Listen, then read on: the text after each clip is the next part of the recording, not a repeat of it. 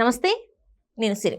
మలక్పేట్ శిరీష హత్య కేసులో అయితే ఒక్కొక్కటిగా ఎవరైతే తన ఆడపడుచు సరిత ఉన్నారో తన గురించి విస్తుపోయే నిజాన్ని కూడా బయటపడుతున్నాయి.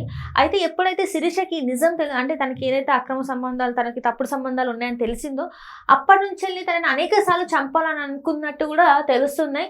దానికి ముందు తనని చంపాలనుకున్న ముందు కూడా తన సోషల్ మీడియాలో పోస్టులు అయితే చాలా ఎంతో క్రిమినల్ మైండెడ్గా పెట్టినట్టు కూడా కనిపిస్తుంది. సో దీనికి సంబంధించి మరిన్ని విషయాలు మనకు తెలియజేయడానికి మనతో పాటు ఉన్నారు ప్రముఖ సినీ క్రిటిక్ దాసరి విజ్ఞాన్ గారు.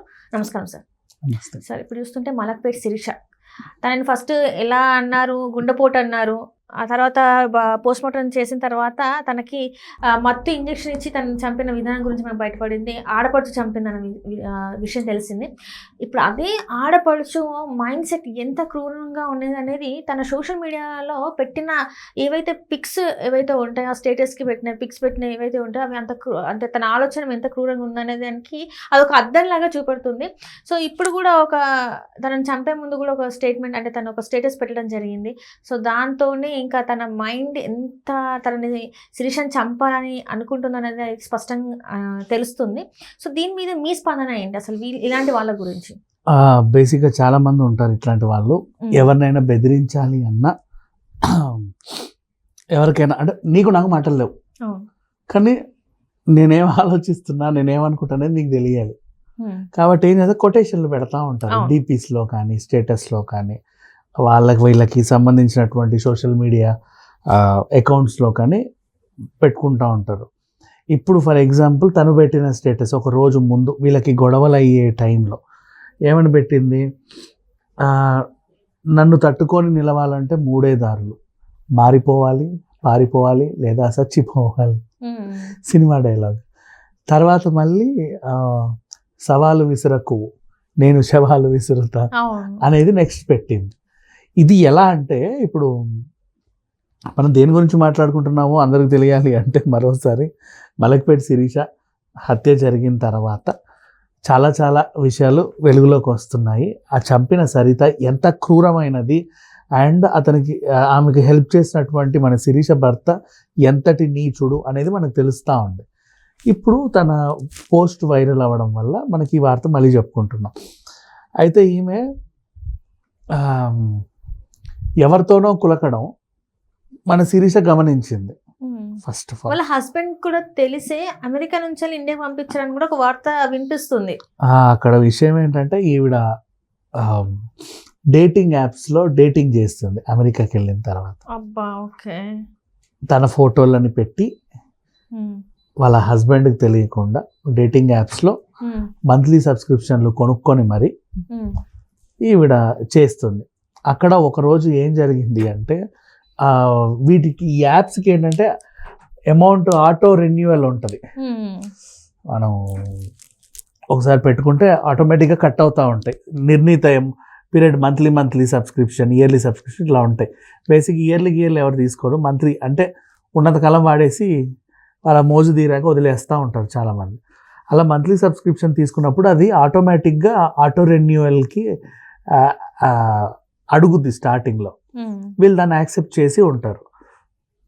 ఒక టైంలో ఒక మెసేజ్ అన్ఎక్స్పెక్టెడ్ రావడం, ఆటో రెన్యూవల్ రిక్వెస్ట్ అది ఇలా కట్ అయ్యాయి అనేది చూసిన తర్వాత, దేనికి సో యాప్ వాడుతుంది అని తెలుసుకొని వాళ్ళ హస్బెండ్ కూడా ఆ యాప్ని డౌన్లోడ్ చేసుకున్న తర్వాత తనకి నియర్ బై ప్రొఫైల్లో వాళ్ళ ఆవిడ కనపడేసరికి తను కూడా ఆవిడతో చాట్ చేసి వేరే వాళ్ళలాగా బా అనుకున్నాడు.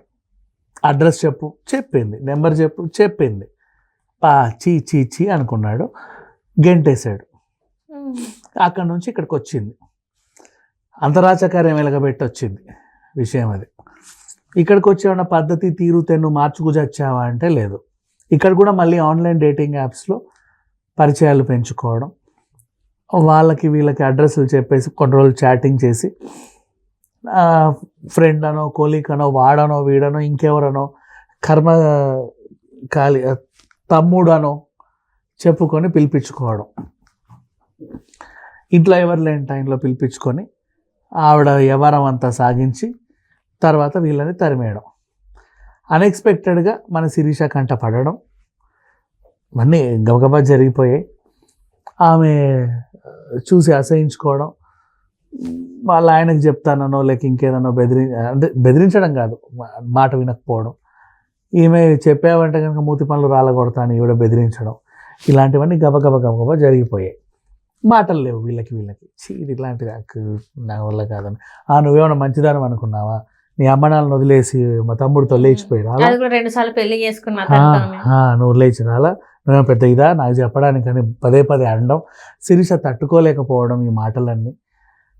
నేను వాడిని నమ్మి వాడితో వచ్చానే తప్ప 10 మందితో తిరిగి ఇక్కడికి రాలా, ఇతన్ని నమ్మి వచ్చాను నేను మాట్లాడుతూ. ఇలా ఉన్న టైంలో వీళ్ళకి పడలా, ఒక టీవీ సీరియల్ టైప్ ఆఫ్ గొడవలు జరుగుతున్న టైంలో ఈమెకు అర్థమయ్యేలాగా స్టేటస్లలో ఇలాంటివన్నీ పెట్టుకుంది.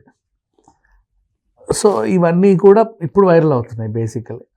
ఇంకా తర్వాత యాజ్ యూజువల్ మనకు తెలిసిందే, వాళ్ళ హస్బెండ్కి చెప్పడం, నాకు తెలుసు అయితే ఏంటి ఇప్పుడు చెప్పు, జాగ్రత్త. ఈమె కూడా వచ్చి అనవసరంగా వీళ్ళతో నేను వచ్చేసానేంటి, ఎవరికి చెప్పుకోవాలో కూడా తెలియదే, ఎవరికి ఫోన్ చేసి చెప్పలేదు, వాళ్ళ అమ్మ నన్ను కాదని వచ్చేసింది, ఫ్రెండ్స్ గట్రా చెప్పుకొని ఏడ్చి చావాలి, అంతమించి ఇంకేమీ ఉండదు.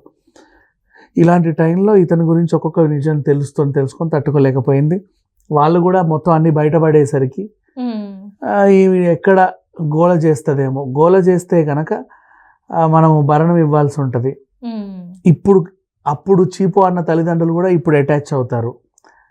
ఈమెకు ఎంత కాదనుకున్నా కూడా పినతండ్రులు ఉన్నారు, పెంచిన వాళ్ళు, పైగా మేనమామ ఎవరో ఉన్నారు. సో బెటర్ కిల్ హర్ అనే ఒక డెసిషన్కి వచ్చిన తర్వాత, అంటే ఇది ఈ డెసిషన్ అనేది ఏదైతే తను మన చనిపోయింది ఆ ముందు తీసుకుంది కాదు, ఈమెను చంపాలని అనేక సార్లు కూడా ట్రై చేసిందంట. బోలెడన్ని సార్లు ట్రై చేసింది, బోలెడన్ని సార్లు. అంటే ఇప్పుడు ఇళ్లల్లో ఆడవాళ్ళు చేస్తారు చూడు మామూలుగా పిచ్చి పనులు, మెట్ల మీద నూనె పోయడాలు, ఇలాంటి చండాలమైన పనులు చేసింది అంతే. దానికి దీనికి కరెంట్ షాక్ పెట్టి మన సినిమాల్లో చూస్తామా, అట్లా పిచ్చి పనులని చేసింది. స్లో పాయిజన్ ఇచ్చేది, తను వేసే ఫుడ్లలో ఎక్స్పైర్డ్ ప్రోడక్ట్స్ కలపడము, ఇంకా అదేంటిది వేరే చిన్న టాబ్లెట్స్, ఏవో పిచ్చి రోగాలకు వాడే పాత టాబ్లెట్లు ఉంటాయి ఇంట్లో, దాన్ని చిన్న నలిపేసి ఆ కర్రీలు వేసేయడం. వీళ్ళదంతా మెడికల్ ఫీల్డ్ వీళ్ళ హస్బెండ్ మందులు తెచ్చేవాడే. స్లో పాయిజన్స్ అన్ని కలపడం ఫుడ్లో.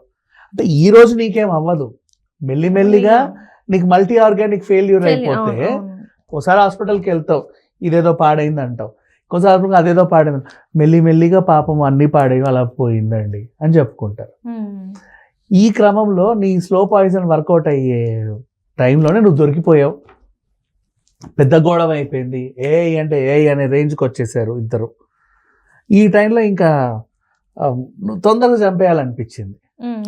ఎలాగూ దాన్ని ఈమె నాకు ఉండొద్దు నా జీవితంలో అని చెప్పి ఎప్పటి నుంచో నువ్వు ప్రయత్నం చేస్తా, ఇప్పుడు త్వరగా చంపాలి.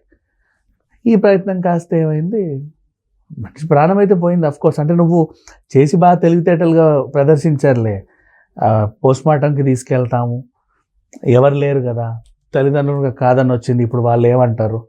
మేనమామ ఒకడు పాపం చూసి వద్దని ఆపి అంబులెన్స్ డ్రైవర్ ద్వారా హెల్ప్ తీసుకొని పోలీస్ స్టేషన్లో సమాచారం ఇచ్చి అప్పుడెప్పుడు పోస్ట్మార్టంకి పంపిస్తే ఇప్పుడు తెలిసింది ఇది జరిగింది అని.